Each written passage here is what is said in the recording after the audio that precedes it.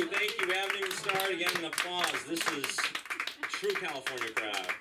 Ryan, are we rolling? Yes, sir. All right, welcome to the LA School of Comedy open mic. Today is Friday. Fuck yeah, Friday. It's Funky Fridays, and we're gonna try to bring some music to you guys, maybe some other performances too, but we'll have to wait, and we're trying to integrate that into the process. So thank you for coming. Thanks for working out. That's what we do here at the LA School of Comedy. We work out, we have fun, and talking about comedy, I was just in New York. New York is pretty awesome. Anyone from New York here? We got it. Oh. That's really weird for you New Yorkers, right? It's usually not embarrassed, you know? You get people, I am proud from New York, all right? Hey, fuck you, you know? That sort of thing. But they're pretty, you know, I get it. But it was weird in New York, man. Even the homeless people have jobs over there, okay? I bumped into this one guy. He's like, I'm late to work. And I was like, where do you work? He's like, I'm a VP at BlackRock. And I was like, oh, shit, wow. And I bumped into this other guy, and he was like, and I was like, oh, shit, who's that? He's like, oh, that's just Rudy Giuliani. So, some New York humor for you. I met a comedy barker. You know, we don't have that in LA. That doesn't exist. If you don't know what a comedy barker is, it's somebody who, like, sells tickets outside of comedy clubs. This guy, he was like this white guy, hippie, long hair. He had like his eyebrows were so bushy that he probably founded Williamsburg. Like it was, and I was like, hey man, like how's it going? How's the bark? And he's like, it's all right, you know. He's like, my net worth is $3 million, but like, you know, I gotta get paid the bills. And I was like, okay, all right, it's a bit entitled, but anyway, all right, fuck you guys, that didn't work. All right, we're gonna keep the show going tonight. We're gonna bring on a new face. He's put your hands together for the one, the only Sean. Let's come up here. Let's get it going.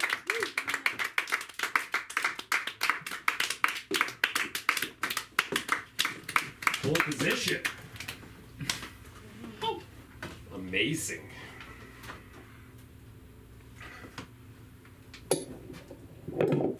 How are you? Yeah. You look good. You look good.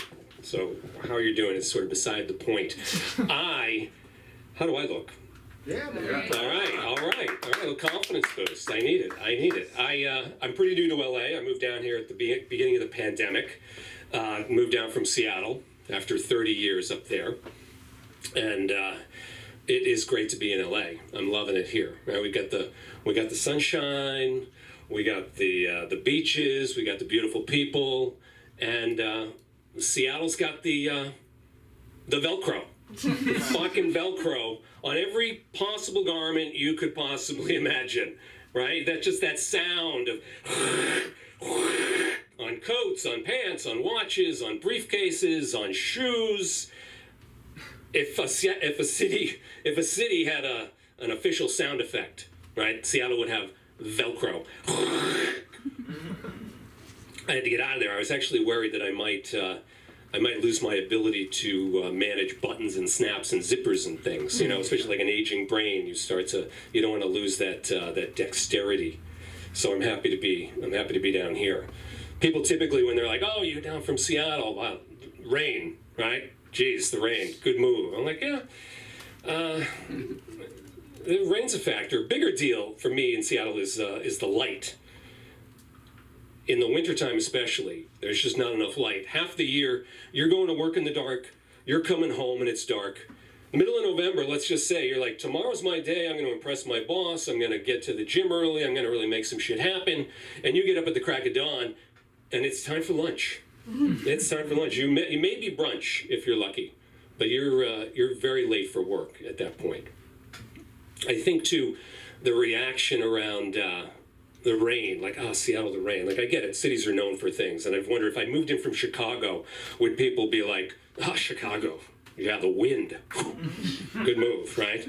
You know, or Atlanta, like, humid. Good move. Or Boston, right? Racists, right? Whew. No wonder you moved to LA. And moving has its hassles, right? You know that. Everybody here has moved, I'm sure. And I'm working on a new doctor, new dentist, new mechanic, new girlfriend, the usual stuff. You know, although new does imply like I just had a girlfriend, but you know, we'll get to it. And I'm happy to report that, you know, I'm in the beginning of a pretty sweet new relationship. Yeah, thank you. Yeah. Sal is an amazing mechanic, if anybody needs one. And I wish I could say as much about my doctor. I got a new doctor. His name's Dr. Noodleman. Yeah, I'm not making it up. Dr. Noodleman. Because like a lot of people, I wanted an educated, nice Italian doctor. You know, his mother was proud of him. And this was probably, I think, the most awkward encounter I have ever had with a grown man in my entire life. This guy, I was raised in the Catholic Church, too. This guy could not look me in the eye. And, you know, obviously I'm sharing personal things, doctor-patient things, and I get to this point where, you know, you kind of put off the, like, kind of serious stuff. Oh, like, you know, one more thing, doc. And I tell him something I'm pretty worried about, and I can see, I mean, he's awkward, but I can see it's landing, you know, and he's processing it, and he looks me straight in the shoes, and he says, Sean, at your age, and that's just something, you know, that's just something you're going to have to get used to, I think. And I'm like, are you freaking kidding me? I force eye contact on the guy. I'm like, are you kidding me? I tell you I got a swollen left testicle, and you think I just got to live with that? I'm pretty sure if I drove my car over to Sal's garage right now and told him that she's running a little bit rough, and by the way, Sal, I got a problem with my testicle, Sal would be like, no problem. Pop the hood, drop the trowel, let's plug him into the computer, see if we can get a diagnostic on this thing, you know? I didn't become Mr. Goodwrench certified for nothing. So, like, on the point of the story, I guess, is if you need a great mechanic with an amazing bedside manner, I've got one. Yeah, and I have been getting out dating a little bit on the apps and in the aisles of Erewhon, and just keeping my eyes open.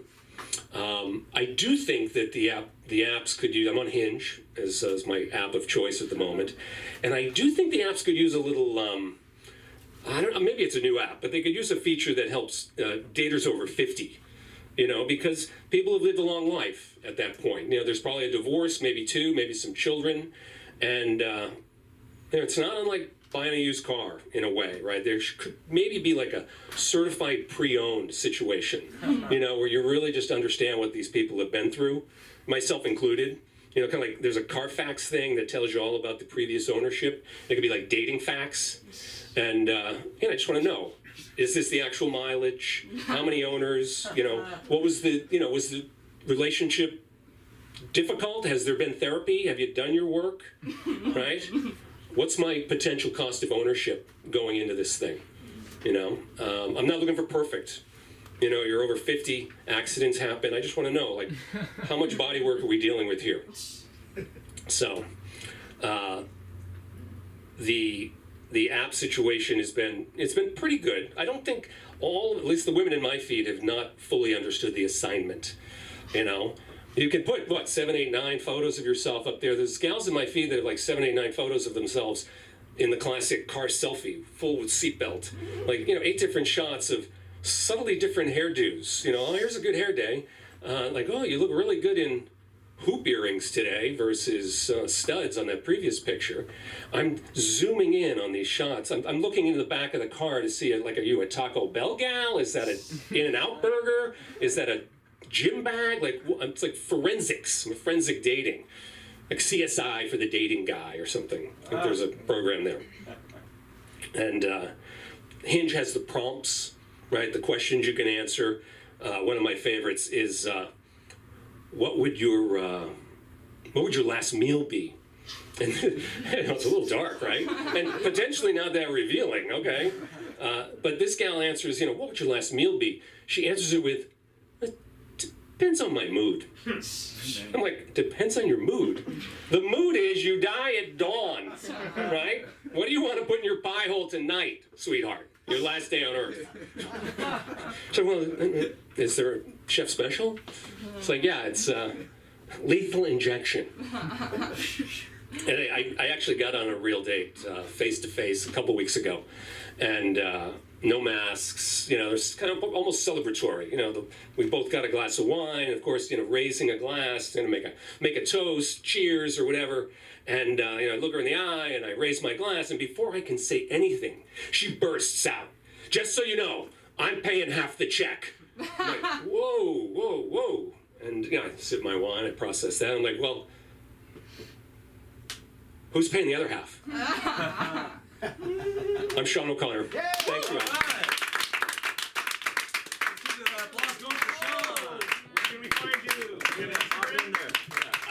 You can find me on Instagram, Sean FOC, SEAN FOC at Instagram. Sean What's your hinge? Oh, what's your hinge? Same, maybe. See Sean after the show. Ladies, control yourself. We're gonna keep the comedy going. Let's give it up for Sean one more time. Thanks for being our first contestant on tonight's episode of LA School of Comedy Live. So, we're going to keep the comedy rolling for another fresh face that's in town. She's multi-talented. She's a mentalist and a magician, and she may have a trick or two up her sleeve. So, get your hands up and prepare your applause for Sansa!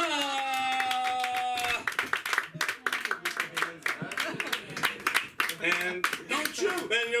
what does this song go? Put your hands up. Playing my song now.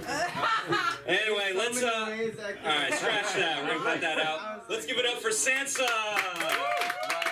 Trigger warning. Thank you so much. This is my first time here. I had no idea how cute it is here. Sean, I loved the Carfax part. That was amazing. That was so funny. I hope you keep doing that forever. My name is Sansa, otherwise known as Sansa the Singing Mind Reader, and I am a magician, or a mentalist, whatever you want to call it. And I wanted to try out this new routine that I just wrote. It's a way that I devised that I can figure out if I can trust someone. Yeah. How can I trust them? How do I know if I can trust somebody? Well, if I can read their mind. If I, Sansa the Singing Mind Reader, can't read their mind, they are hiding something. So, who wants to come on up here and just let me read their mind? No big deal, no lifelong commitment. Oh my gosh, yes. I'm scared. Yes, good. Oh, would you sit on the stool I put there just for you, my friend? What's your name? Anya. You look fantastic. Thank you. So let's hear it for Anya. Okay. So Anya, do you mind if I read your mind? Yeah, that's cool. Okay, sweet. So this is a part of my magic show. So if I can read your mind, if I can figure out that I can trust you, I might have you stay up here and do one more quick little super easy act with me. But we'll see. We'll see how it goes. You never know how this is going to go to TBH. Okay. So here I have a chalkboard with 3 columns. I'm going to ask you... Sorry, I have chalk in my hand. I'm going to ask you 3 questions. On the top, I'm going to write down what I think your answer is going to be. On the bottom, we're going to write down your answers. We'll see if they match up. Easy, ready? Who's ready? You guys ready? Okay. Question number 1. If you had to pick one of these 3 pets to have for the rest of your life, would it be 1, a magical owl who likes to cuddle? Number 2, thank you so much for laughing. Number 2, a 3-headed griffin with enormous talons who will claw whoever you like. Or number 3, Cthulhu of the Deep, master of all undead cephalopods to do your bidding for the rest of your days. Myself, I'd probably pick the cuddly owl, but that's just me. Okay, Anya, so think of your answer. Don't tell me yet, but let me know when you got it, all right? Alright. You got it? Yeah, I got it. I feel like he's not going to go for the owl, the cuddly one, but let me look. Oh, you mean me look at you? My bad. I'm literally reading your mind. Oh, no, I'm looking at you. You don't have to look at me. You just make yourself comfortable. I'll do all the work, don't you worry. Ooh, okay. This is so much fun, though. All right, so I wrote down what I think your answer's going to be. I hid it with this little piece of silk satin so you can't cheat, because we don't know if we can trust him yet. What was your answer? Let's see, owl, griffin, or Cthulhu? I picked the owl. The owl! Oh, see? At first I thought he was going to do something more dangerous, but then I looked at him and I was like, this guy's a softie. This guy's a sweetheart. He did pick the owl. Okay. Now, how many people here knew who Cthulhu was? You did? Okay, 2, 3. 3.5. Okay. Good to know. H.P. Lovecraft. What if What if in my magic show I were to add like H.P. Lovecraft? More people would know what the heck I was talking about. No. No, half the people.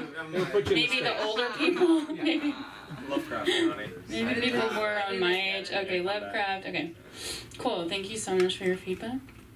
Question number 2. You're about to be stranded on a desert island for 30 years.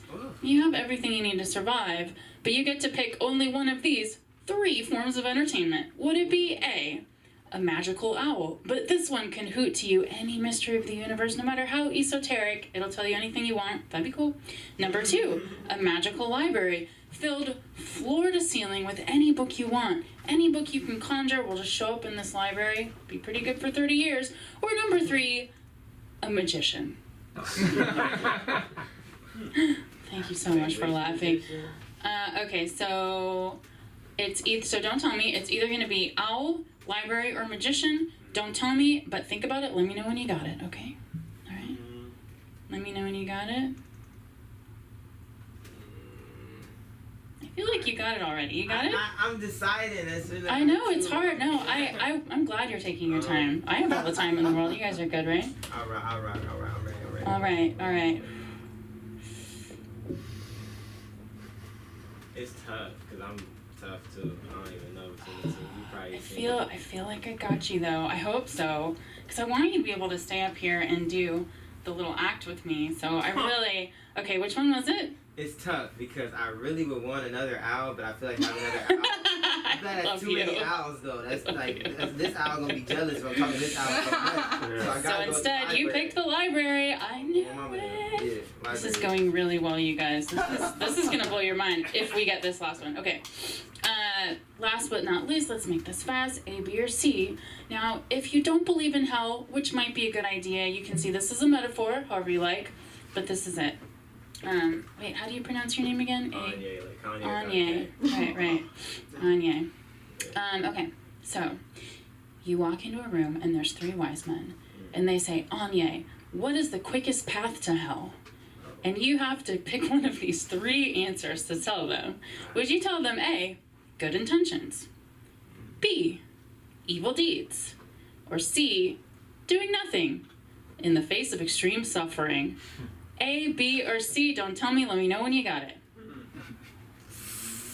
I got it. You got it? I love that. This is your most definitive one. This is the one you got right away. Okay. Yeah. I definitely think I know it. Yeah. I really hope I got this one because I really want you to be able to stay up here. All right. A, B, or C? Definitely C. What? God, we're so good. Alright, we are so good. Would you hold my chalk for me? If I say that. Oh my gosh. Yeah, no, that is amazing. Are you guys ready for the big reveal? Yeah. Okay, oh my gosh, this is amazing. Oh, look at that. C. Library.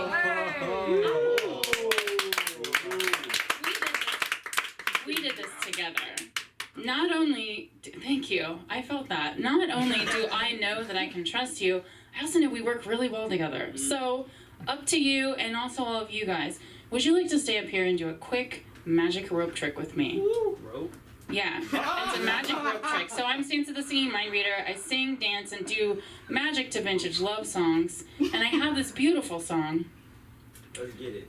You're amazing. Right. Let's hear it again for Anye. Thank you so much, my dear. Thank you. Okay. So, Anye, for this one, all I need you to do is put your arms out like this through the whole song. It's really short, right? Shit. Give me some lobster claws. You got this, buddy. You got this. All right, now I was lifting. Give me some lobster claws. All right. Yeah, nice strong fingers, no windows. I'm going to be putting ropes in those claws, and you got to hold on to those ropes. Whatever you use, don't drop them, okay? You got it? All right, let's hear it for Anye. Okay. I'm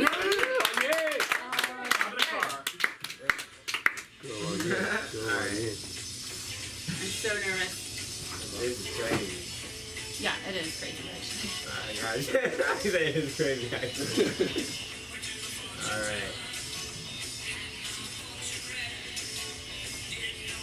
Watching, Sir, thank you, sir. You're doing really good. 1, 2, 3. You see that? You see that? Okay.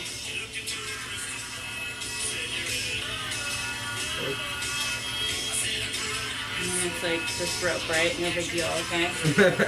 No big deal. You're doing a really good job. Oh my god, what? Oh. What? Did you see that, Anya? Did you do that? I think you did that. That's so insane. How is that possible? Oh my gosh. Oh my gosh. Well, I can't take credit for that. Honestly, like. Just kidding. Okay, here comes real magic. Ready? Can you guys clap? Even if it's off key. Who cares if it's on tempo? Concentrate on it. Concentrate. Alright.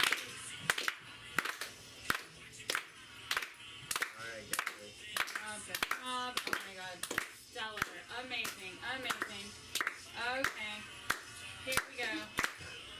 I don't know if I'm gonna do this right. Keep clapping. Clap harder. Oh god, it's not working. Oh no, blow on it, blow on it. Hold on a minute. Yay! Thank you so You're welcome, much. guys. Let's hear it for Anya. That is some real magic we made up here today. And that was fun. Thank you. Thank you. And that's it. That's my little All right. thing. Give it up. Thanks, Anya. You're the best. No, you're the best. Thank you. Nice job. Thank you so much. Do you have an It's a Instagram? little baggy. Yeah, I totally have an Instagram. You want to plug You all should look it up right now. And you should add me right now. Then you'll know when I have shows and stuff. And I'm about to pass my Magic Castle audition next week. Fingers crossed. And so then I'll just have like lots of shows. Thank you, Anya. Thank you. So my Instagram is Sansa Asylum. S-A-N is in Nebraska. S-A. That's what I always say to people on the phone. S-A-N-S-A. And then Asylum. A-S-Y-L-U-M, like crazy people. Sansa Asylum. All right, let's give it up. Thanks, for guys. Hey, that is unexpected, right? Yeah. Fellas and ladies, that's true. It's we usually get we don't get this type of fantastic performance. Well, everything. yeah, well that's obvious. Yeah, it's obvious. Women have always known everything. My goodness, I love that. Yeah, that was great. That was so refreshing too. I feel like, yeah, we could all learn something from that.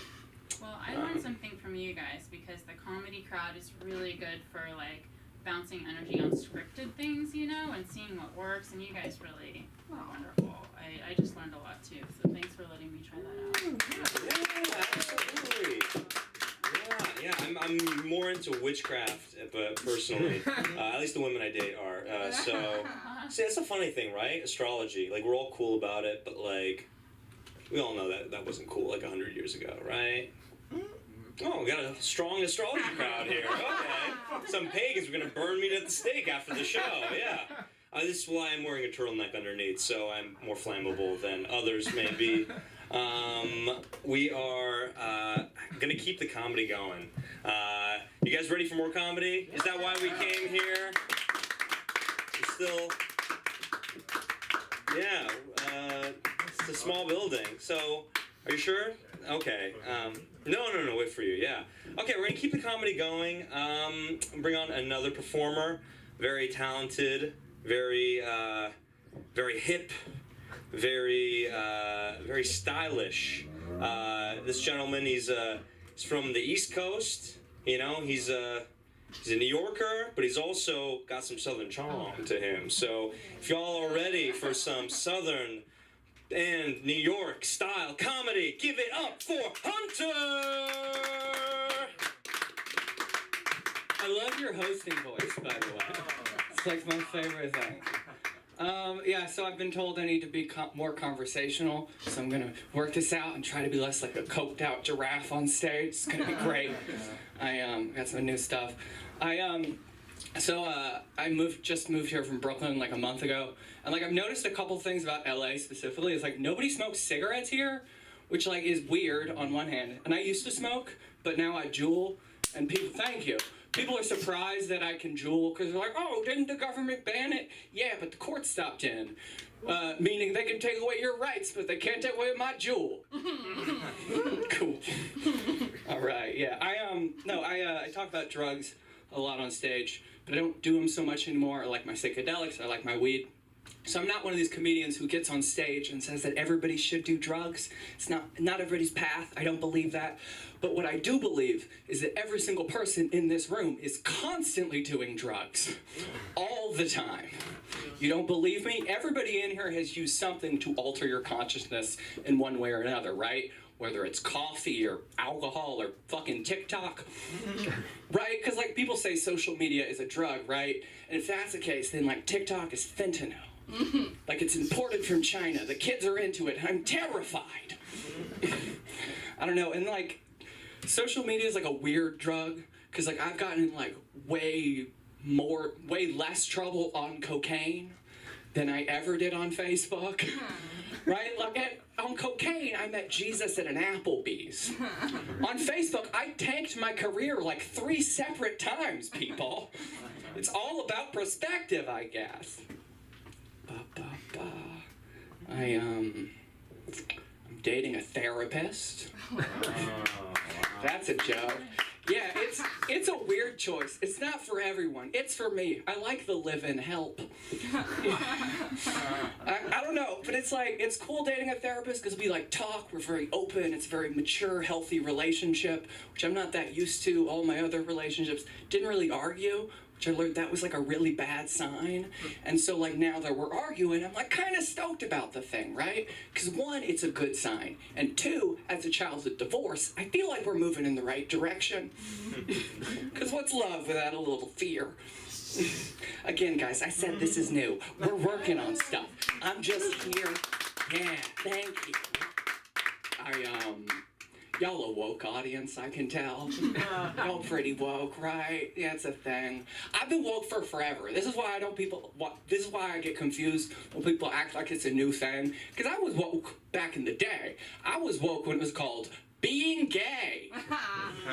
Right? Because growing up, being gay had nothing to do with your sexuality. It had everything to do with if you were an asshole, not an asshole. We're working on it. Thank you. I'm from the South, as was covered, and I don't know. The New Yorker Southern thing, I should not have brought that up. It's just anyway, moving on. Back to Joe. Okay, focus. Yeah, I'm from the South, and like people get confused when I'm like tell them that because they're like, Hunter, you're so progressive. Okay, cool. I'm from the South, but then I moved to New York and went to art school. And I love that shit, but like art school will change you if you're like not progressive. Like it's great, but it is quite literally the media wing of the gay agenda. Like it's fucking great, but that is what it is. Cool, thank you. They asked me if living in New York changed me at all. It did in so many ways. To paint you a picture, when I moved to New York, I wore a button-up shirt and a tie every day to open mics. Like that happened, and now 11 years later, I look like a burned out Jesus. I don't quite. No, okay. Now I'm like, I should do an older joke, but I didn't think of older jokes to do. So let's going back to drugs. Thank you for that. I do miss drugs. I don't do a lot of them, but I miss them because I miss those nights I went too hard. Like I saw the sun come up, kind of a bender. Like I love a good bender. Who doesn't love a good bender? You wake up the next morning with half a bag of cocaine, a used condom, and next to a Christmas tree. Because isn't the morning a great time for a puzzle? Cue, I'm just gonna do a couple more things and then leave here. Our parents growing up, I think, gave us really bad advice. Like, the only advice that I remember growing up was don't get a face tattoo. Oh, yeah. Like, that's the only piece of advice. And turns out that shit is wrong. Ask the Island Boys. They were the most famous people in America for 2 weeks. Then we found out they had no talent, but the face tattoos got them in the door. Like, what were they thinking? Did they just not realize? Never mind. All right, you guys have been fun. This has been great. My name is Hunter. Thank you for letting me work out. All right, Hunter. Yeah. Dude, you gotta believe in yourself, man. That was great. Yeah. I know, with new material, you just never know if it's gonna go up or it's gonna go down. It's gonna go all around. Yeah. Like this crowd, it keeps building. Hello, new faces. Welcome. Which one of you gentlemen are gonna be going up later tonight? Neither of us. Come on! I heard through the grapevine, aka your sister, that one of you writes jokes. Which one of you writes jokes? All right, you guys got to figure that out between sets. All right, one of you guys are going up. We're gonna keep the comedy going. You guys want more comedy? Yes. Yeah. I would say, Hunter, that was your jewel, wasn't it? Yeah. You're going through a personal crisis. That's what comedy is about. It's about honesty. And I know this lady over here, she's very honest, and I don't think you're gonna be upset with what she has to say about Jules or other things. But you're going to be telling your truth, and I'm excited. So give a warm hand of applause for the one, the only, the fantastic Sam. Fantastic! We got fantastic Sam. I do haircuts too. Plug it. I have this issue where I'm not even checking in. Yeah, it's a really big room. This is important. I have this issue where if I'm about to do something I'm excited about, or you know when you get those flashbacks of something you did embarrassing when you were like, I was gonna say when you were 4, it's like last week, and I just out loud say like, God, I want to die, but I want to live. No, thank you. Yeah, for sure. And that's why I've dedicated my life to being a vegan and being gluten-free. I have a farmer's market stand where I sell strawberries. Each berry is $5. Just kidding. I'm not fucking vegan. I got you. I just cosplay really well. Yeah, it's become a problem. Like when I go to Starbucks, yeah, that I don't. I cosplay and I also, yeah, I go to Starbucks. And they assume I want oat milk. And then when I tell them I want 2%, I feel like they think I'm like testing them. I'm like, no, like just fucking milk. Yeah, I'm just like everybody else. I'm a woman of the people. I have my dad buy my vapes, and I vape with my asshole. Nobody else? Dude, I'm a performer. I'm trying to save my lungs. Fuck my ass. Don't ask me first. I told my dad, like, Sunda said this thing once, like, only do an eating ass joke, like, once in your set. And I told my dad that because I thought it'd be funny. He goes, what's eating ass? And I was like, fuck, I'm gonna really give them a good night tonight. Like, he's gonna look that up and be like, honey, time to save the marriage, let's try something new. Yeah, I'm always trying to, like, you know, introduce my parents to new things. I really love Kanye West, and thank you so much. Yeah, I'm not gonna steal you a little bit, but I sat them down and I just started reading them lyrics, and it was like, it's that privately owned prison, get your piece today. They're probably all in the Hamptons bragging about what they made. Fuck you and your Hampton house. I fucked her Hampton spouse, came on her Hampton blouse and her Hampton mouth. Didn't hit. Didn't hit. I just thought my dad would be like, wow, like he says what he's thinking, whatever. Didn't work. Yeah, with my parents, I'm like a straight guy with lesbians. I can change you, baby. You've never met anybody like me, you know? Imagine if a straight guy actually did bag a lesbian. Like, he's bragging to his friends, like, dude, I fucked that girl. And they're like, isn't that the one who moved in with you after 2 days? You know, like, I can't handle a lesbian. Don't you guys have matching haircuts now? Aren't you drinking smoothies every day? Don't you know the exact minute you were born and you're rising and whatever the fuck? Back to vaping. Why do I talk about vaping so much? It might be addictive. Not sure. I don't want to know. Yeah, sometimes people will tell me, this is off the cuff, but sometimes people will tell me, like, how things work or where things came from, like, science. And I'm like, please stop. Like, I didn't ask for that. Like, I want consent for people to tell me science shit that I can't unhear. Like, I like to believe things are magic. So we had an assembly at my school. My school, I'm from LA. It's a magnet school. Actually, Leonardo DiCaprio went to my school, to pick up his girlfriends. So we had a vaping assembly, not an anti-vaping assembly, like a vaping assembly. And so I brought my vape, obviously. I thought it was going to be a concert. I thought we were going to have our vapes, like, lights in the air, you know, a DIY fog machine. Not the case. No, I thought they were going to be like, guys, we know you're vaping. Why not do a safe vape? You know, 1% nicotine, 99% Adderall. 3 flavors. Cancer, disappointing your parents, and being cool. Like, for real. It makes you cool. It does. You said I'm not going to tell people to do drugs. You need a little bit of both. It's funny how much schools care about vaping when most of them don't have a school psychologist. Damn, it's real. And it's like the kids who are vaping are considered cool. We need to worry about the kids who are not vaping. Those are the ones that are going to shoot up at school. For real. Like, because you can see a white kid in a sweatshirt, and he could, oh my God, he could either be reaching for his vape or his gun, and it's like a very thin line. You know what I mean? Yeah. I think something I wanted to talk about but forgot to. Oh, when I introduced my parents to eating ass, I have this thing that sounds so bad. I introduced them to it.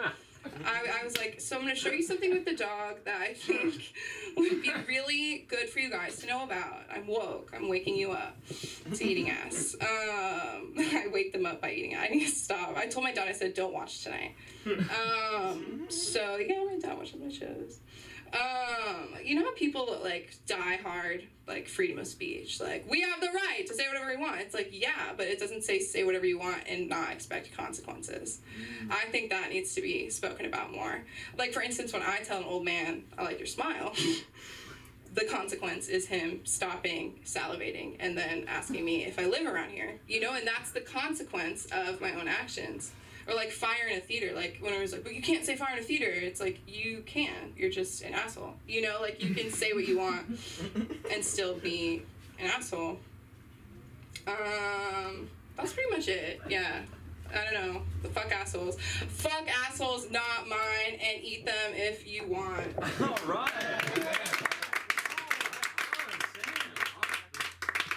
Cuff, do not fuck with her.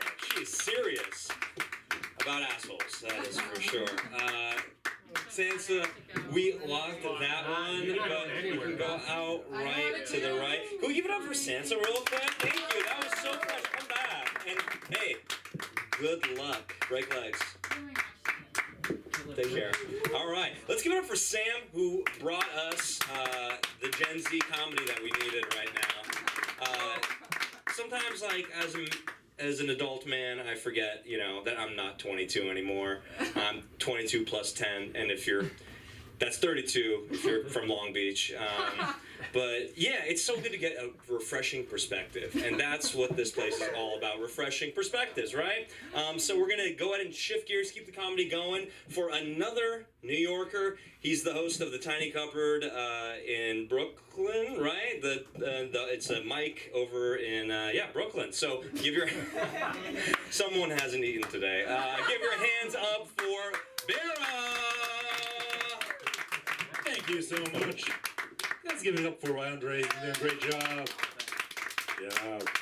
Well, I've been living in New York for a while. I've been here just on vacation. And there's this question of, like, when do you become a real New Yorker? I think for me, it was when I called a 12-year-old a fuckface. Because I was just, like, biking down the bike lane. This kid just jumps up, and I was like, get the fuck out of here, fuckface. I was like, what's happening to me? I need to get out of here. That's why it's good to be here in LA. Everybody's so nice and friendly. My name is Bara. Not really. My name is Barat. But don't worry, I'm not going to make anybody pronounce it, even though it's very straightforward. It's B-A-R-A with a mini orgasm at the end. Just a teeny tiny one. It's not really asking for much. But I just say B-A-R-A, do whatever you want with it. And no matter what the person says, Beira, Bara, Baraka Flaka, I'm like, perfect. Just like my mother says. Some people are like upset. They're like, no, you have to demand that people pronounce your name correctly, or else they're diminishing your identity. And I'm like, are you crazy? They're not doing it to offend me. They're just incompetent. They can't make the sounds you expect a child to make. I'm going to be upset with them over this. But, you know, I'm not too arrogant, because I did grow up speaking Arabic. And there are some letters in English that don't exist in Arabic. For example, letter P does not exist in Arabic. So people replace it with the B. You know, Madam, please, you can't be in the episode, all that kind of stuff. That was just test out how racist you all are, and you all passed. Thanks for not laughing that out. But what happens is sometimes people learn of the existence of the P, and they start to introduce the P where the P does not belong at all. So I had an aunt, and she was texting her son, and she said, "Please give me a call if you're not too pussy." It's not clear if she was making a mistake or not, because she's a bit of a rough woman. I was chatting with her once, and I was like, "Isn't it weird that you knew me as a little baby, and I'm now this big bumbling idiot?" She's like, "Oh, please, I knew you when your mother was deciding whether or not to keep you." Jesus, I'm just trying to chit-chat here. I don't need to know about that. And she's also trying to hook me up with people as well. And I'm like, "Auntie, she's my cousin." She's like, "Why not? She comes from a great family." I'm like, "Yes, my family. That's the quality of the family. That's not the issue here." But I don't know, like dating is hard generally, I think. Like I used to have a dating philosophy called sexual pacifism, where I don't make any moves on anybody and I see what happens. Turns out nothing happens. Spoiler alert. But because, you know, like I'm like, I don't know, like, sometimes I get a little self-conscious that I'm like, you know, big and spooky, you know, like, you know, I have some empathy, you know, imagine a girl just like having fun with her friends at a club or something like that. Suddenly she bumps into a wall that wasn't there 5 seconds ago. She turns around and it's me, just like, "Hello, you girls like to party?" Scares the shit out of people, you know? So I'm always trying to be, you know, better be safe than sorry. I do have some superstitions when it comes to dating as well. I believe something called sexual karma, which is that if you sleep with people you're not attracted to, the universe will reward you with people who are out of your league. It's not really a joke, I'm just trying to get this thing going. Maybe if you all believe in it, it becomes true, you know, go for it. But, I don't know, knock on wood. Let's knock on wood. Does anybody know why people knock on wood? Any ideas? I always ask somebody else. Never knows. Superstition. Propaganda by the lumber industry. Do you think Big Wood cares about you or your fortune, sir? You got another thing coming, you know? I don't know. But you know, I like dating is hard as well. You know, I was in a relationship. Like, you know, have you ever been in a situation where, you know, you say something mildly critical to your partner and they respond with, "You know, my ex used to say that too," as if that's a counter argument. No, your ex was correct. They were right then, I'm right now. You're wrong twice in this conversation. You're happy about yourself? I don't know. But I don't know. Sometimes people are rough to me for no reason. Like, with somebody once, and she was taking off her prescription lenses. And I was like, "How bad is your prescription?" And she's like, "Oh, bad enough I can pretend that you're somebody else." I was like, that's like completely uncalled for. Like, I don't know why it's a recurring thing in my life where people are just mean to me for no reason. I think they think like I'm a big guy so I can take it. Like, I can't take it. I need people to be nice. But I've been trying to be better a little bit, trying to be a bit more politically correct. So I stopped saying gendered insults, like "suck my dick." I don't say it anymore. I say "choke on my clit," because, you know, it's equally as effective but more inclusive, you know, I feel. And I've been also noticing a certain linguistic pattern, which is things that people like but not very good for them always end with the sound "een." So like nicotine, caffeine, underage teen. There's something about this "een" sound, I swear to God. Good crap. You know what? Like, I used to feel bad about this joke, but then I started watching the show Euphoria, and I knew what you perverts are into. I was like, "Oh, okay, cool, interesting." I don't know. Sometimes I think I should lean into the spookiness because it'd be more fun. Like, I'd be like really nice to like start a cover band where we take fun poppy music and make it horrifying. You know? So like, are you familiar with the song "Mamma Mia" by ABBA? Everybody knows that one. So if I was gonna sing it, it's gonna sound like this. "I've been cheated by you since I don't know when. So I made up my mind, it must come to an end. Look at me now, will I ever learn? I don't know how, but I suddenly lose control. Mamma mia, here I go again." That's a horrifying song, no? Lyrics there are very spooky. I don't know. I think it's like, I mean, yeah, that's spooky and it's not fun. I think that's the issue with America. One of the problems is that you guys have your elections right after Halloween. Like, everybody's like, "Hey, being scared is fun. Let's go choose our leaders." I'm like, what? That's another thing with America, though. I think like Americans are so narcissistic. They think that they're the most racist country in the world. And like, realistically, not even top 5. Because like here, think about it. Like, races in America is kind of basic, right? Like, you got 4 races: white, black, brown, and Asians. I don't know why the Asians don't get their politically correct color, but I'm not here to discuss the rules. There's some things about, like, I've been trying to understand with the Asian community is that, you know, like you take the word China, add the word man, unacceptable racial slur. We all agree. Take the word China, add the word town, perfectly fine. Everybody's on board.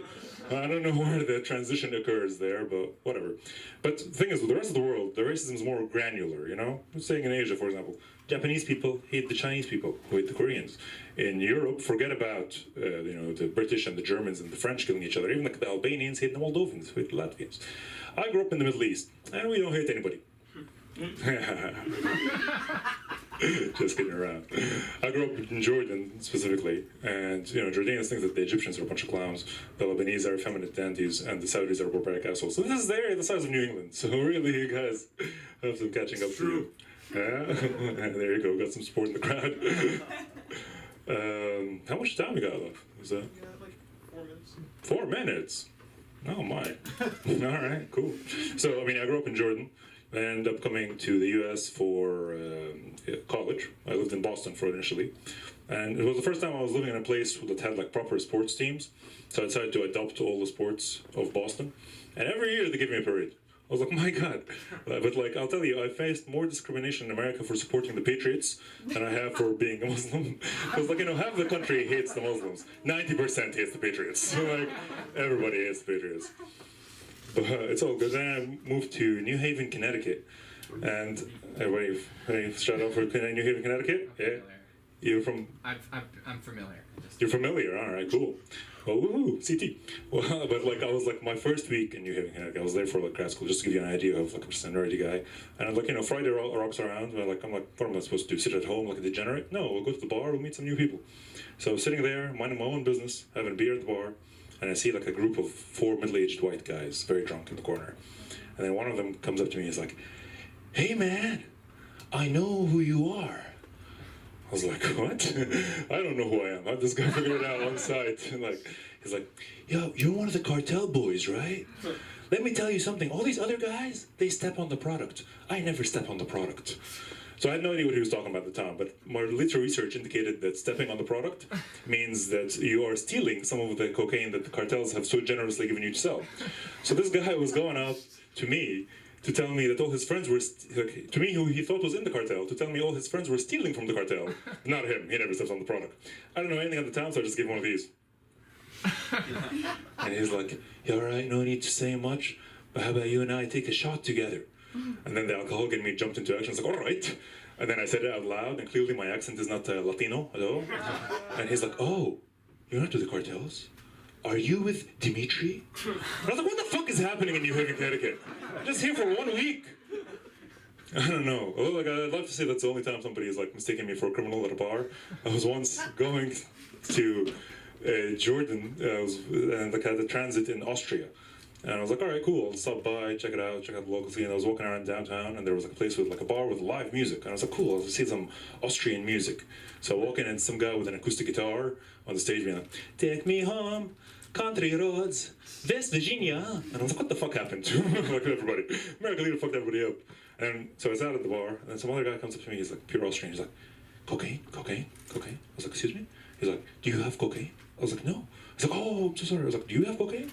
He's like, no, I'm so sorry. Apparently he was like making a kind of a racist assumption because most of the Arabs there sell cocaine. But then he's like, he gave me the funniest half sentence I've ever seen in my life, heard in my life, which was, listen. I'm not gay, but... And my brain was just like, what is the rest of the sentence going to be? I'm not prepared for what he's going to say. He's like, but women is bad. I was like, okay, that's not gay? I don't know. I was like, why? He's like, because my wife, she does not let me do cocaine. I was like, that was pretty rough, man. I don't know. Well, you know what? You guys have been fantastic. Thank you all so much. Give it for your host.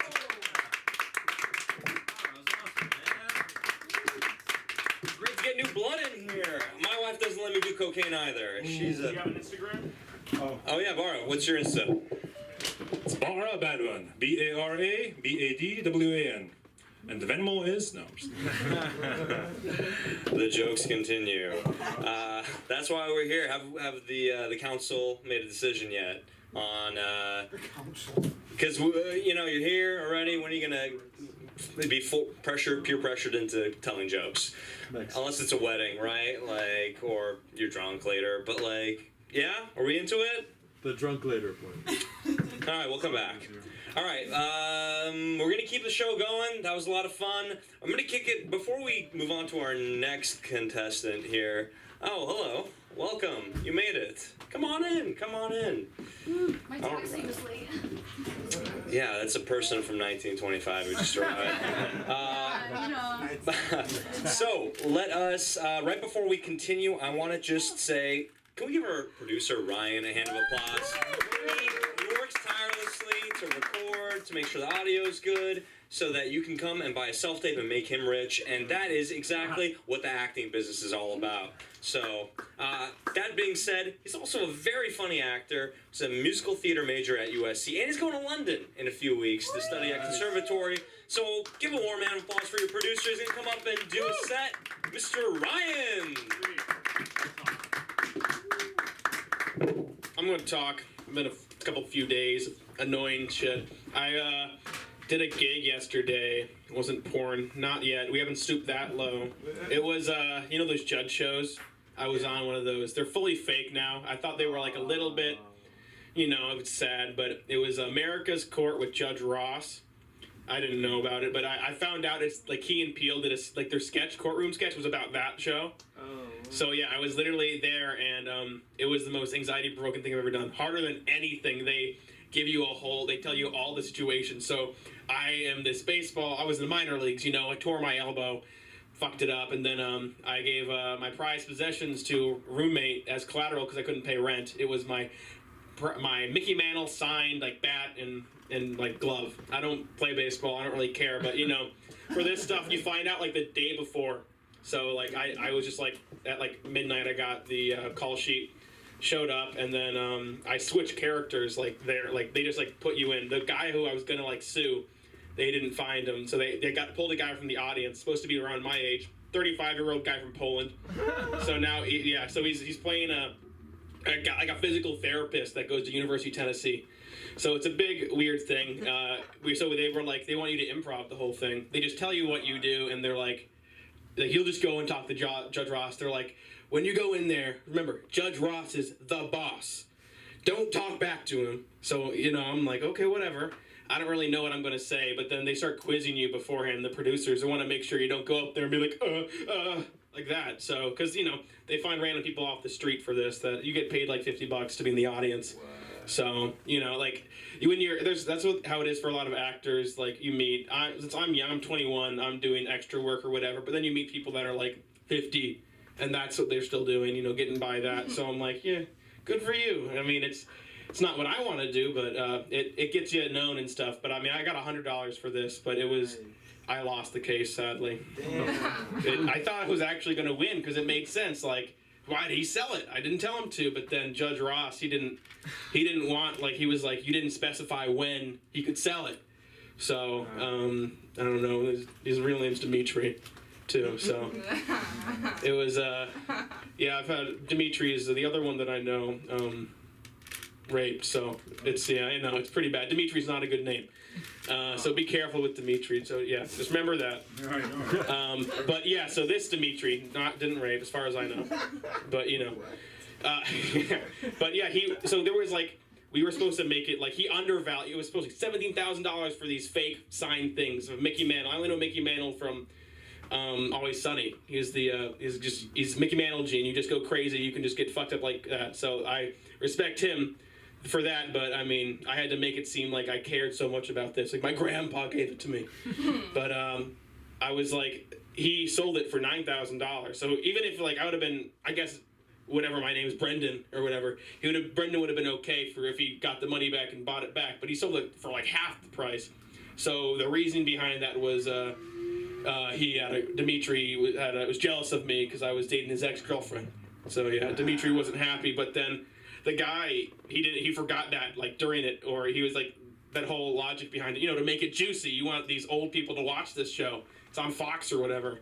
So, I was like, so Judge Ross, he was like, yeah, so why do you think he sold it less? I was like, you know, he was jealous of my girlfriend.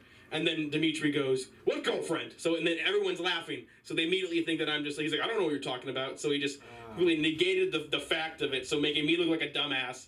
And then right after, like 2 minutes later, he's like, okay, gavel down, lost, and I was like, okay, I don't really know what to do. It's like I've never been to court before, so my first experience is like with 5 cameras in front of me, makeup on, and you getting paid. So I never want to do a jury duty now because I just want to talk the whole time. But he's not even really a judge, so he was like years ago, but this is his life.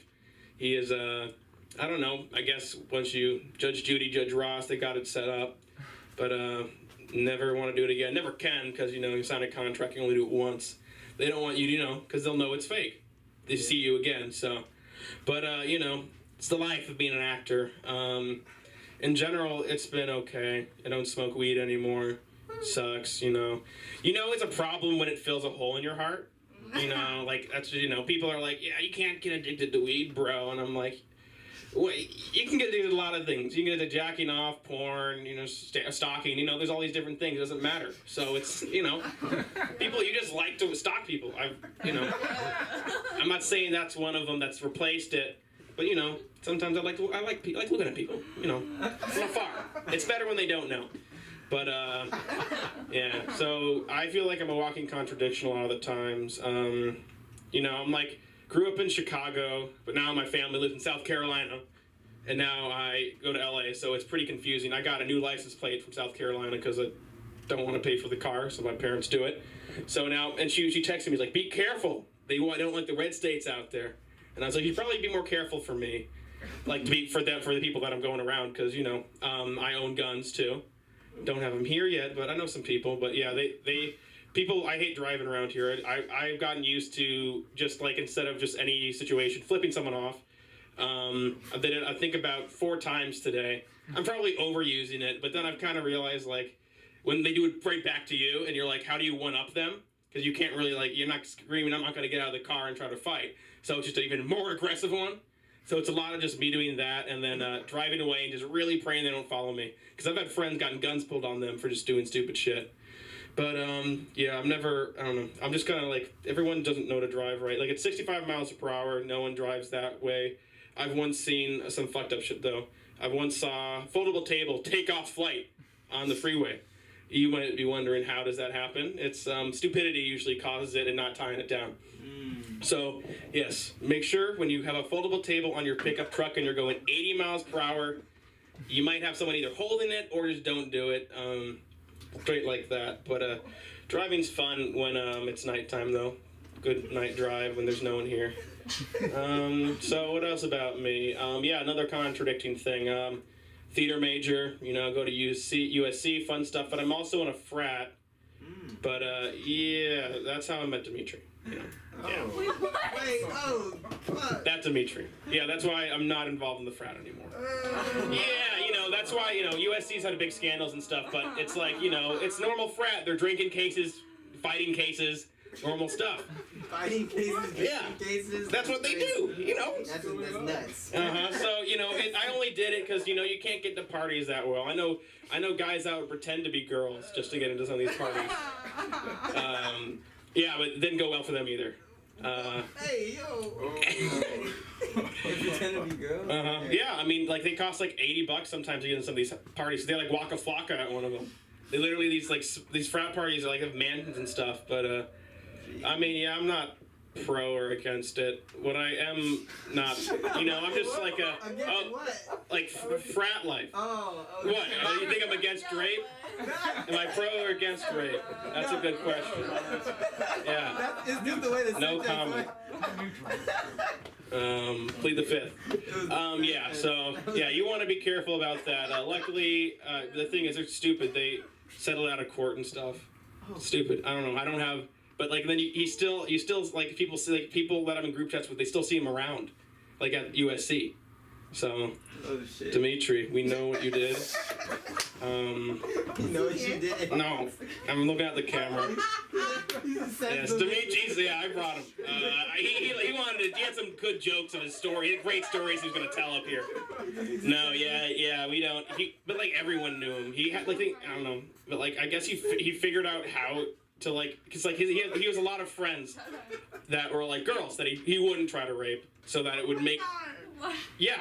So, and they didn't believe when it came out. They're like, nah, Dimitri's great. But it's more because he was just so ugly that they wouldn't even want to And then, yeah, you know. Yeah, he wasn't, you know, he's just aggressive drunk. It's not cool, but I'm saying just if you do have friends that you don't fuck, so you have an alibi. But don't do it. Wait. What? Are you Dimitri? No. No, I'm not Dimitri. What am I gonna say last to end this off? I can't really end this off on a good note. Yeah, don't rape everybody, okay? Everybody? Don't rape everybody. Don't rape anybody. Well, you know, yes. Everybody and anybody. Nobody. Don't rape. We'll leave it at that. I feel like most people in the 10 minutes have not said rape as much as me. So I'm really setting a good standard for this. Yeah, I'm glad. I love when people feel awkward. That's my main goal. When it comes to eating ass in general, we're gonna go off and just. And this is my last thing I say. It's like people. I've heard a lot of people they struggle for that. I feel like the people that I've slept with, the last like all of them, they go for the ass immediately. So it's either have a great asshole or they're just disgusting. So it's been nice. Maybe you should just all find the right people. They're mostly, so you're on Hinge. I use Hinge and Grindr. It's a perfect combo. I'm mainly looking just for old MILFs. So you're same people too. I appreciate when they say when they say if they. Don't bring me on. No, you trust me. So we're going for the same people.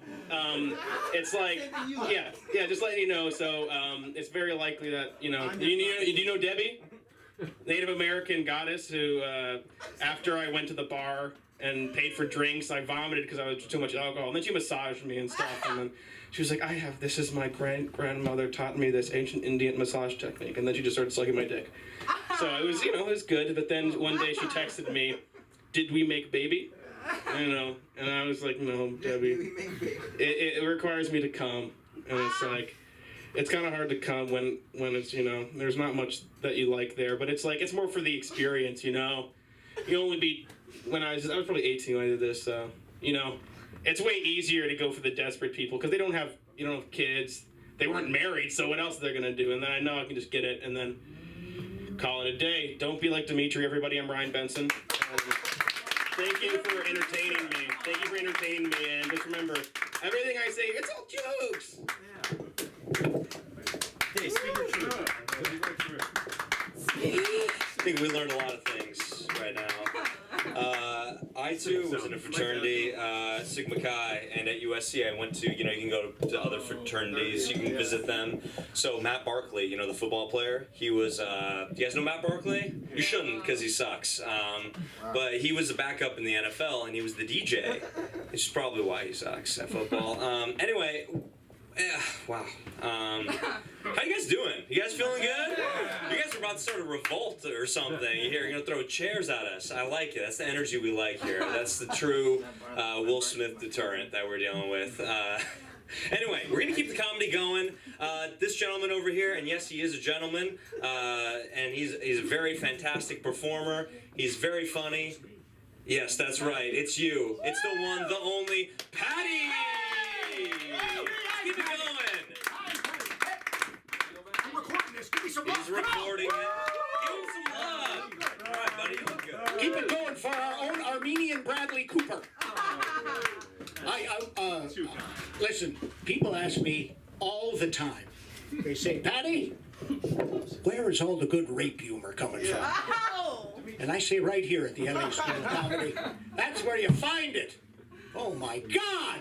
And by the way, Laura, I want to apologize on behalf of all middle-aged white men to you.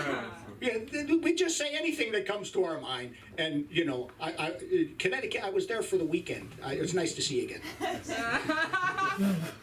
I am Patty, and I recently had a birthday. I turned 59. Woo! Yeah, it looks better than it feels. At least I hope it does. But you get sensitive, you get kind of sensitive. Like I was at Big Lots. Have you been to this place, Big Lots? And there's a girl there, Winona, in customer service, who didn't think I could hear her, but she referred to me as that Simon Cowell-looking motherfucker over there. Which, hurt a little bit. You know what I mean? Do I look like Simon Cowell to you, or is it just kind of a? Yeah. There was no hesitation in your voice whatsoever. It's the hair. Because like last week, I had to renew my driver's license. If you go to the Santa Monica Department of Motor Vehicles, there's a girl there named Virda, and Virda is unedited. Virda, she referred to me as broke down Robin Thicke, which I didn't think was funny. I didn't find that funny at all until she referred to the person behind me as crackhead Rachel Maddow. That shit was funny. He didn't think it was funny, but that shit was funny. Wow, here we are. Here we all are together. Beautiful, beautiful, good-looking. It's a good-looking group. There's a couple shitbags here, but for the most part, a fucking good-looking group of people. I am Patty. That is my real name, or as my wife refers to me in the boudoir, Hot George Bush. Yeah, that's kind of a fucking microaggression, isn't it? You know, I'm not a Republican. You know, I'm a middle-aged white guy, so I've played one many times on television. Neither, ladies, am I some type of sexy war criminal. I'm not. That's not me, okay? But here's the deal. Come here, guys. Let's bring you in on something. You know, the world doesn't know you. So, it just calls you what you fucking look like. You know, the world, like, people see what they want to see, and they don't see what they don't want to see. They see what they want to see, but they don't see what they don't want to see. For instance, me. You guys are looking at me right now, probably feeling a little bit better about yourself. Right? And what do you see? Kind of a garden variety, middle-aged white guy. Okay, here's what you don't see, and you don't. I'm an immigrant. Do we have any immigrants here, or children of immigrants? By a round of applause.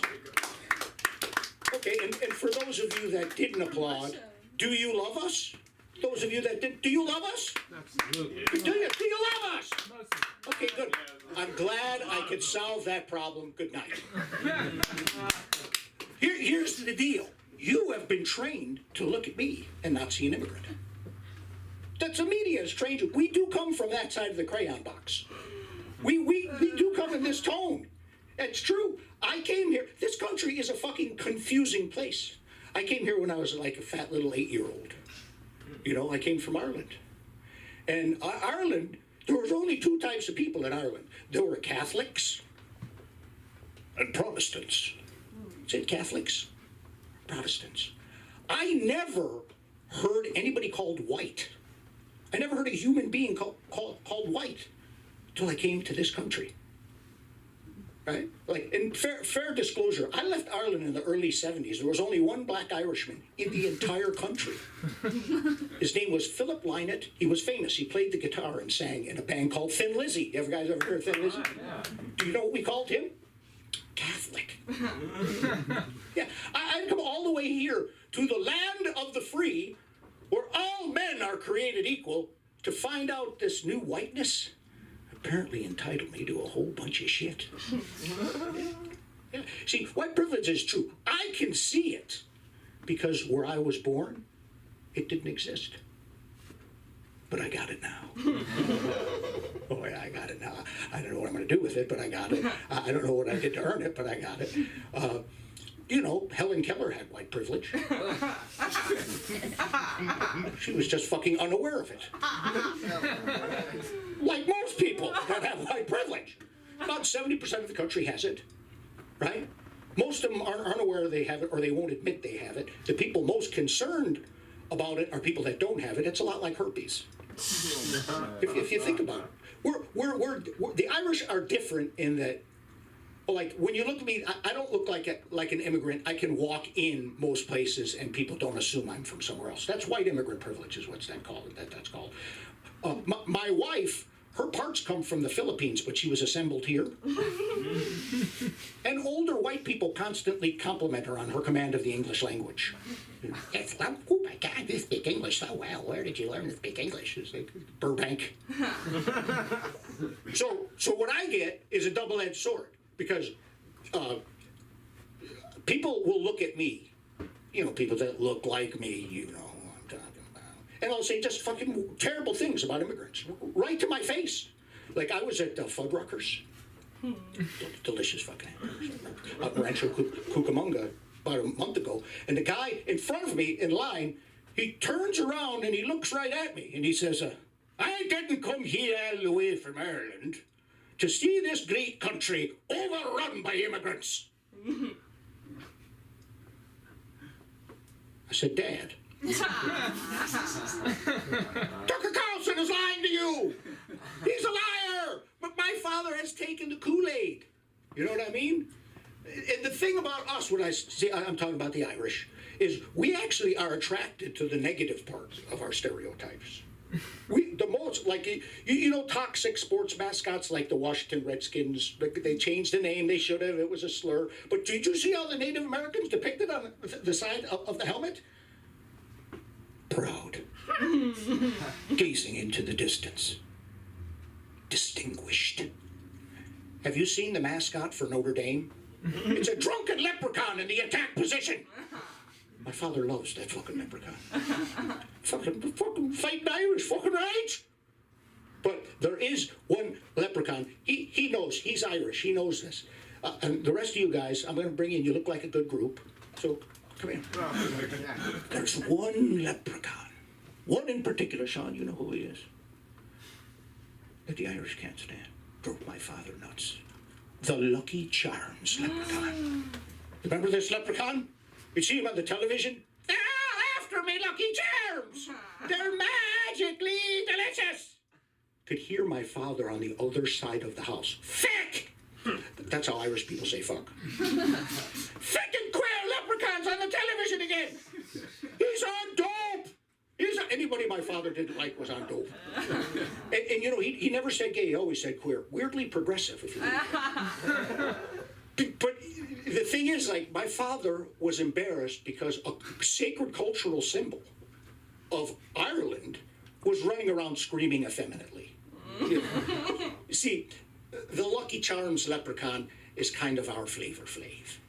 Oh my God. We've all got one. The Italians have Rudolph Giuliani. We've all got them. And oh, peace on you too. I am an Irish Catholic, not to be a walking fucking cliche, but I considered recently converting to Judaism, but not regular Judaism, Judge Judaism. I had to throw that in because if you're fucking, but she's the highest paid woman in show business. You know that? That's true.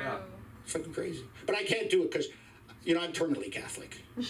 I'm terminally fucking Catholic. It's been, you know, your mother knows your buttons because she installed them.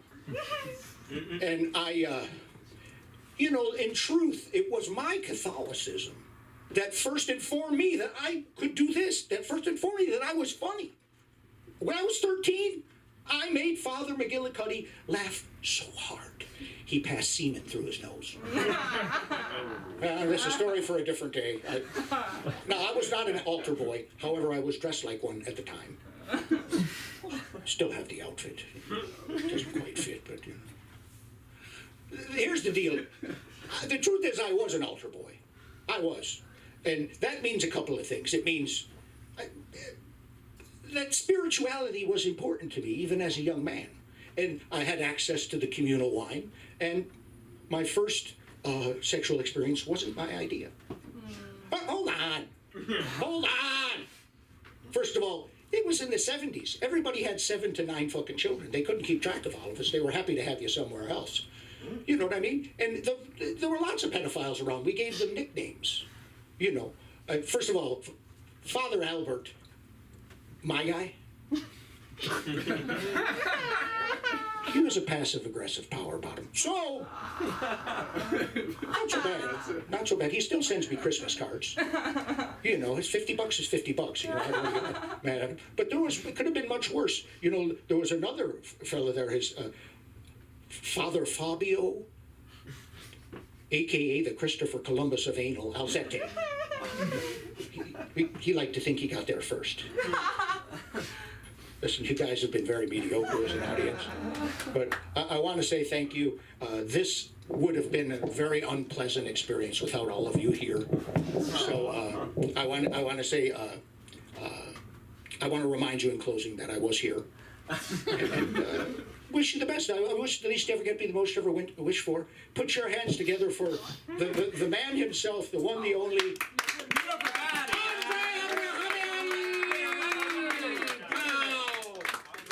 This guy, Patty, man. Let's give it up for Patty one more time, man. He's been doing. Or you using? You need to grab the key, otherwise. Oh. Did you pay? Who said it? No. Okay, Who said cool. You can leave. But you guys gotta pay though, real quick. I'm so sorry. Can you check with our producer Ryan real quick? You did? Oh my God! Come back again, Bara. Great stuff. I'll find you guys. All right, if you didn't. It's very much like a prostitute. Did you pay? Okay. Yeah, it's time to get the front row seats, ladies. That's what we're here for. Yeah, it feels like a reverse strip club, or I guess like not. What is it called? That place, the Chippendales, right? Oh. Yeah, Ryan's got an audition there later. He's the working actor. I got that set. I'm about to be there too. Excellent, excellent. Man, Patty, you were funny, man. Always fun. Let's give it up for Patty real quick. I thought about what you said. I was like, that thing where you're an immigrant and nobody knows. They should make that a reality show, Undercover Immigrant. You know? A host yesterday said, you use your immigrant experience to obscure your straight male whiteness. Oh. I said, how can I obscure that? Have a gander. Oh my God! Did AOC come to an open mic? What was? Kind of, yeah. Sounds like that. But Undercover Immigrant, you should be the star of that show. You know, you'd go to all these people and you'd be like, no, I'm not INS. I'm Patty, and you know you're an immigrant too. I don't know. That's a really bad bit. Thanks for listening. Okay, I'll figure it out. We'll do an elevator pitch. Yeah, next week on LA School of Comedy. But we're gonna keep the show rolling. I know you guys have busy Friday night plans to drink your worries away, or smoke them, or vape them, or really pray to them, because that's what some of us do. So anyway, that's a weird transition. Let's give it up for a very talented individual. He's got his own podcast, YouTube channel. He's a very he's a new face as well. So give it up for the one, the only Pete. Fuck, I'm so nervous right now.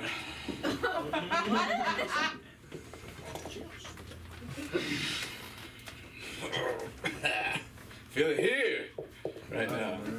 My name is Peter, but my name is Pedro. Oh my God, I'm so fucking nervous right now. Jesus Christ, guys, I'm sorry. You're doing great. It's just so hard. Just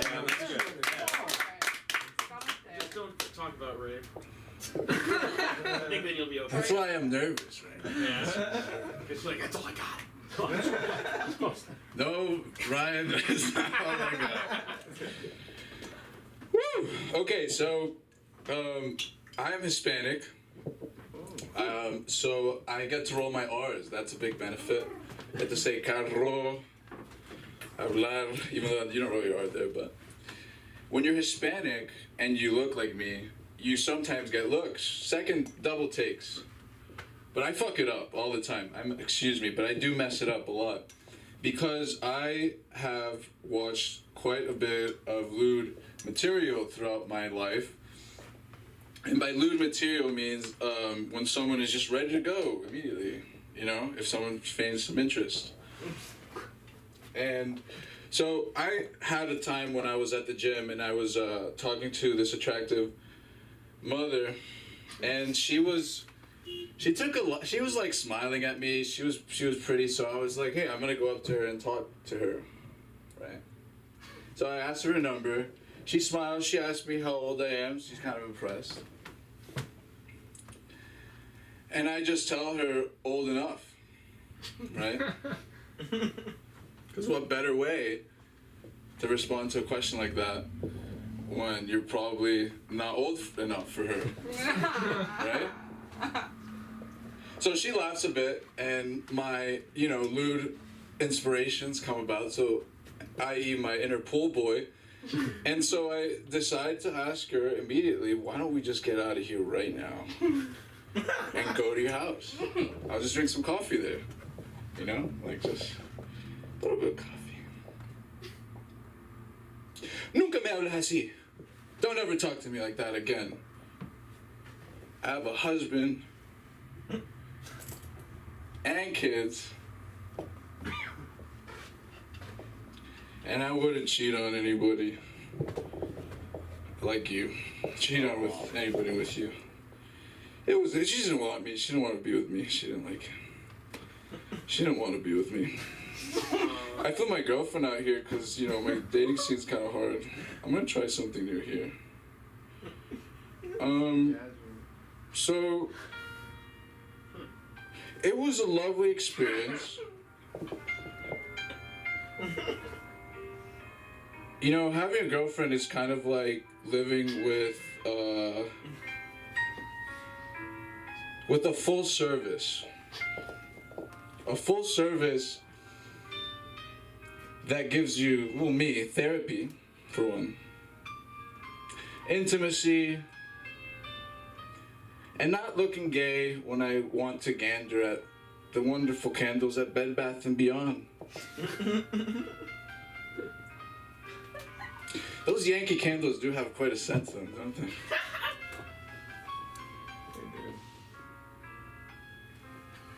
But I flew her out. I thought it was a great investment. I've been spending a lot of money since I've been out here in LA. Quite a credit card bill to run up, I'll say. So I used those Chase Sapphire points, flew her out here. She doesn't know that. She thinks I dropped it. The gas is expensive for planes, especially, my guy. But I'm alone, so I need her. Went to Griffith Observatory, mainly slept and did a lot of stuff, that usually do. Usually, it goes without saying, it's the presumption. Like when you go on a boat with... You get what you pay for, right?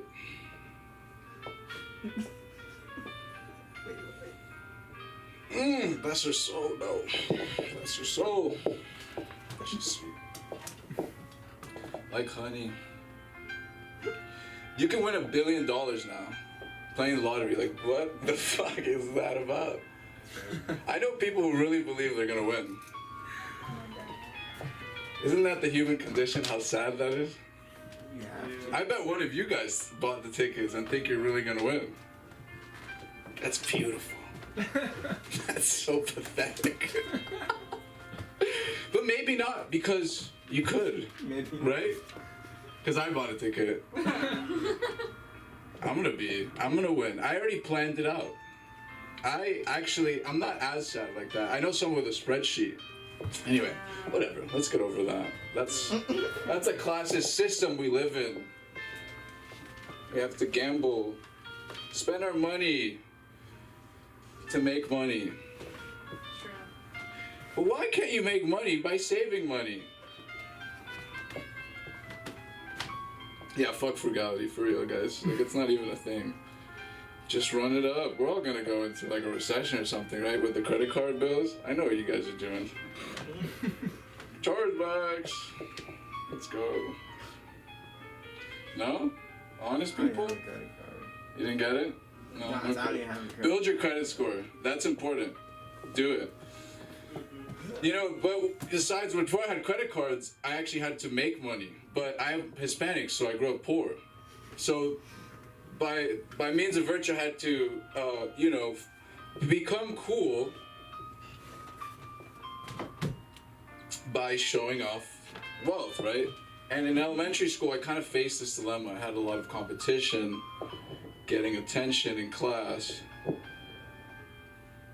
But I had a personality. No, seriously, I stole $100 from my grandmother, and I decided to take it to school. What better place in school to show off than in the cafeteria when you're buying additional lunch items, like chips, sodas, and ice creams of sorts. So I decided I would take the $100 bill, hold up the line, get everybody pissed. And then when Miss Sotolongo asked me, said, "Honey, what are you doing?" I'd hold up that $100 bill, and everybody would go crazy. And they did. They were very excited. They were very proud that I was inviting them to these additional snacks. So I even invited Miss Sotolongo, my generous heart, after I stole from my rich grandmother, who I thought was rich. So I'm there in the cafeteria and I'm eating all my food and we're all enjoying our snacks and well, it turns out that Miss Sotonongo comes to me with the principal and says she calls me Big Tiny for another reason. I'll tell you why. And she says that bill is fake because she ran the marker through it.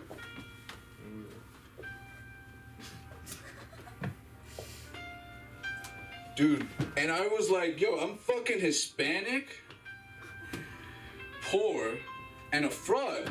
And I'm like in 3rd grade, you know, like that was embarrassing. But then I got a taste for the future, where I became an open liberal. Stealing from the rich and giving to the poor. Right? I've never done that, just that time. But it was fake too. It was like a bank heist with a fake gun.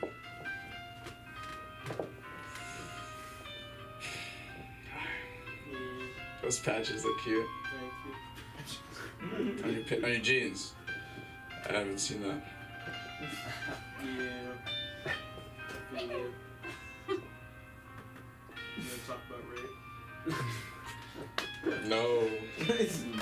Man. Right. You're a producer, bro. In Los Angeles. Oh. Well, to put it like this, you have to be grateful in life. And if you're not grateful in life, you'll suffer. And so, when I was, this is the reason why I was called Big Tiny is because, you know, when I was in 7th grade, I decided to tell everybody what I was thankful for through a little, like, writing of on a piece of paper, putting it in a bucket. And so the teacher, you know, Coach G pulled out the paper and he said, grateful for my big, what, eggplant?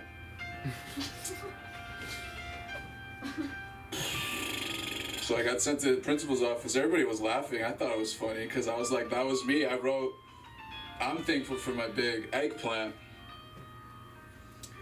I didn't, you know, I actually said the word, but I'm not gonna say it now. And then when I walked into the principal's office, they were laughing and they're like, oh, look, if it isn't Big Tiny. To kind of make fun of me.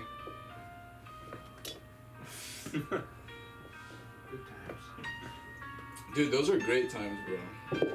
I laugh at those stories all the time, but you all are a tough crowd. It's Friday.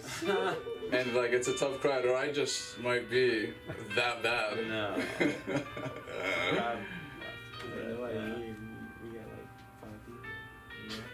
We got like 5 people here. I'm gonna run it up a little bit. I'm gonna run it up a little bit more. I'm gonna run it up a little more. I'm gonna run it up a little more. Does anybody want to leave yet? I got on you. Nobody. Well, you know, I'm probably the most afraid of like going out in public for no reason. Like I get nervous, but then you know, like, thank God for drugs, right? Like I love that. You just fucking drink or pop a Klonopin, maybe if you're feeling it, and you're out there. Yes, you're out there and about. It's Friday, baby. Woo! And I'm gonna have a fucking time of my life tonight. Yeah. Yeah. I hope you all too. Fuck yeah. Let's go. Let's give it up for Pete. Speak your truth, man. I love it. Yes. God damn. All right. Yeah. That's truth, man. That is. Stay away from my grandmother, though. Promise me that. Promise? Sexy grandma. Okay. Don't think about it. Yeah, I'm thinking about it now. Yeah, you know what? Into my head. A lot of people today, they talk about these dating apps, and I think I've had more success with women on LinkedIn, if that's the truth, okay? Because Venmo. Venmo? Okay. Venmo. Yeah, but LinkedIn is like, you know what it's for? It's just for people to brag about themselves. And they're like, I was promoted yesterday, you know, and I'm special. And you're like, okay, yeah. And when that day comes that I sign a 7-figure development deal with HBO, I'm going to post there and be like, hey, Jimmy, Sam, all my bosses, obviously, and be like, fuck you, because I'm out of here. But really, I'm just gonna, if it's for a speaking engagement, let me know, because I'm willing to come back and give back to my community. But no, LinkedIn has changed. You know what I mean? It's become like the new social. You guys don't give a fuck about LinkedIn. I can tell. You guys are like, is this bit over, or can I go home and take my Klonopin? Okay. All right, we're gonna keep it moving. I know it's 8:40. We're gonna keep it rolling. This next performer is a friend. I've been seeing him since I've been coming around here, and he always brings the comedy. So give it up for your headliner tonight. Not Kanye West, but Anye West. I know, I'm sorry, man. We're working on new material, too.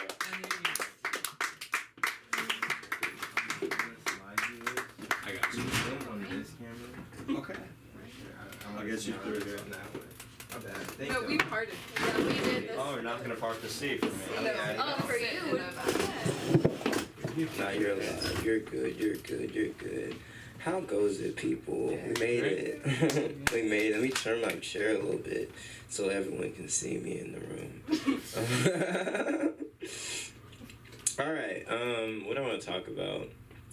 Man, we got a new disease going around, man. We got the monkeypox now that we got to worry about. Y'all heard about that shit? Yeah. That shit's getting treated totally different than COVID. You feel me? COVID was like, oh, you lose your taste for a little bit. Oh my God, you can eat sour foods. It don't taste sour. Wow. Like, you at home for 14 days, like, isolate, chill. People are like, oh, I don't know if I want the vaccine. People were arguing about it, like it was like 40-something%. People was like, I'm not getting the vaccine. Monkeypox, totally different behavior. People are like, I'm getting the shot, bruh. People are getting the little spots on their faces. Like, you can see the monkeypox. Like, COVID, you had to go take a test, right? You could be out and you be like, does he have COVID? I don't really know. He's been coughing a lot. Oh, he smokes weed? Okay, that's probably why. But monkeypox, you got the shit, bro. We don't even need no test. The test is a mirror. They send it to your house. Everybody look in the fucking mirror. Do you got that shit or fucking not? It's crazy. People are not against the shot. People are lining up for the shot because they don't want that shit. People are superficial. That's what I've learned from this. Because this is getting treated totally different. There is no backlash. There are lines. People are like, all right, COVID, when the COVID vaccine came out, people were like, I know these scientists have been studying for years, but I don't really trust them guys. I don't know if I trust what they're putting out. They made it too fast. Monkeypox just dropped. The vaccine just dropped. Niggas like, in line. Yeah, let me get that one. Let me get that one right now. I need it. Lining up. It's crazy. That's all I want to say about that. Just talk about it. We're going to figure that out. I have a complaint, though. There's something that makes me really unhappy because I'm all about equality. That's where this started. I recently was at the Cheesecake Factory, an establishment where people go to eat for nice dinners and whatnot. I need all families, and I don't know if this will pertain to you if you have children or not, just if you know somebody with children, let them know to stop taking babies to Cheesecake Factory for the baby's birthday. Because why the hell is the whole family having drinks and food and little Thomas is here sucking on that same bottle he could have had at home? This is not for him. I don't think this is fair. Little Thomas is having his birthday at the Cheesecake Factory. He's 2 months old. He doesn't even know what the fuck is going on. I don't know. I was very unhappy. I'm like, this baby, they singing happy birthday to the baby. Everybody got margaritas, drinks, the baby holding the same bottle he could have had at home. I just think, personally, I don't know his budgeting situation, but they could have had something, I don't know. Equality. That's what I'm just saying. I'm saying, if it's his day, let's do something for him, I don't know. Maybe I'm thinking too hard, you feel me? My brain be working different these days. What else I want to cover real quick? I work retail, right? I work at Under Armour, right? I sell clothes, I sell shoes. It's a cool vibe. Like, I enjoy doing that. I feel like there's a version of, like, I don't know if it would still be called racism, but it's like positive racism. Like, white people trust my opinion more than my other coworkers when it comes to clothes. Like, they asked me specifically, like, there was an old white man in the store, and he was like trying a little shirt on. He came out, and it was like a little too small, and he was like, "Oh, what do you guys think?" And all my coworkers that day, I was working with a few Chads and Brads, but they my homies though. And they're like, "Oh, it looks great, man. It looks pretty good on you." Then, you know, I'm trying to sell the product. But he's like, "What do you think?" He like looks at me, "What do you think?" And I was like, "I mean, it's cool. It's a little tight on you." "Oh, I need a bigger shirt." Immediately goes and gets a bigger shirt. "What do you think?" Now I'm dressing this man. And I'm like, out of everyone here, I've worked here the shortest amount of time. But just, I feel like, I like this level of, I don't know, what do we call this? It's like, I don't know if is that positive racism? Is that just like, I don't know. I just feel like when they see me, they just feel like they can trust my opinion on certain things more. Like, everything I say about basketball in that store is right. Like, I'd be saying the wildest shit. Like, last year I was like, "Oh, the Lakers finna win the championship next year." Like, "Oh, I can see why you feel that way. We have a terrible team, bro." Like, I don't know. Like, what do we call that though? You're an influencer. Cap. No, I'm not that. But I don't know, like, what is the word for that? Now we're just talking. Now we're just trying to figure this out for my vocabulary. Positive bigotry. That sounds heavy. Positive That sounds vibes. heavy. Positive vibes. I said that shit too damn much already. How much time do I have left? Let me see what I can work with. Performative positivity. Performative positivity. I have 5 right now.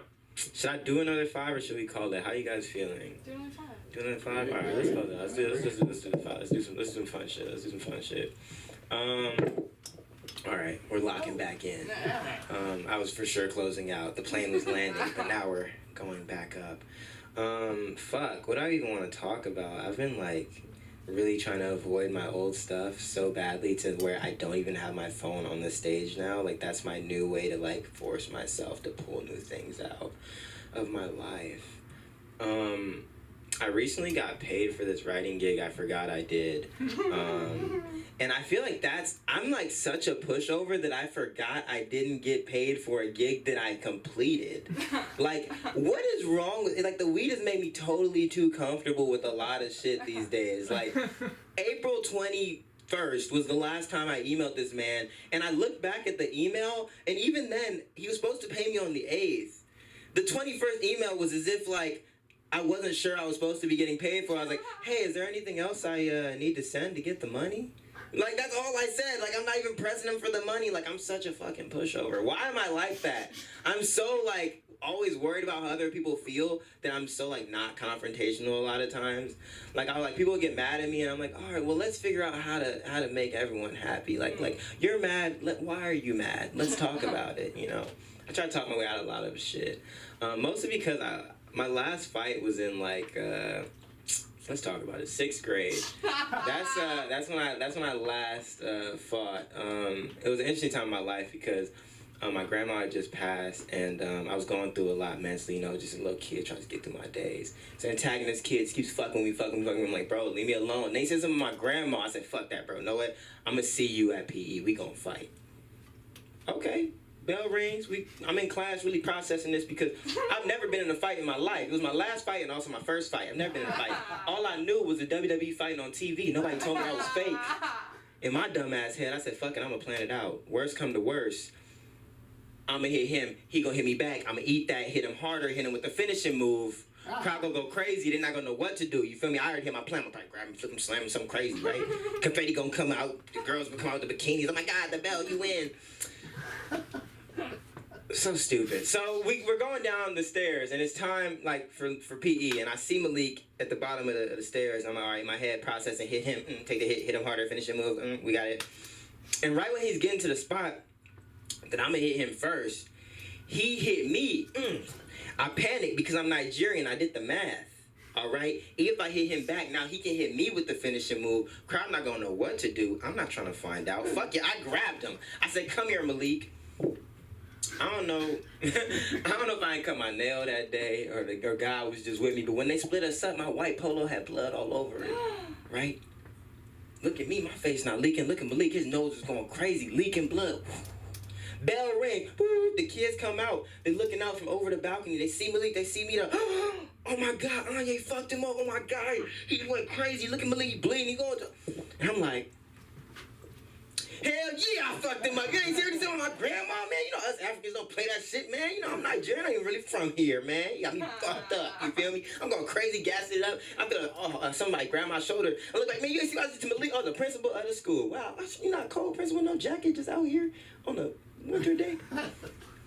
Principal sees Malik, sees me.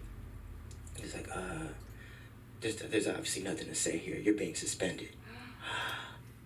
I'm an honor roll student. I've never even been in detention. I panic. Oh, no. Suspension. Well, actually, I have to feed the class pet on Thursday. Can we reschedule the suspension? Maybe something works better for my schedule. I don't know. I'm stupid. I try to think something out. No, you out of here. Like, just animal rights? You don't care about the animals? I don't know. Very stupid child I was. Very stupid, smart child. But that's a part of a bigger story. I just randomly want to tell that story. There's no real end to that. That was pretty much where it ended because, like, there's a longer story. That's, like, a bigger thing. But we have 1 minute. We're going to close out. We're going to have a wonderful evening, guys. Thank you so much for being here. I love the energy. I love the little laughs. To kind of bring energy down. This is beautiful. This is the voice I should talking all the time. It's really nice, right? All right. Thank you guys so much for the time. I'm Anya. It's at ONYEWEST on Instagram. Thank you.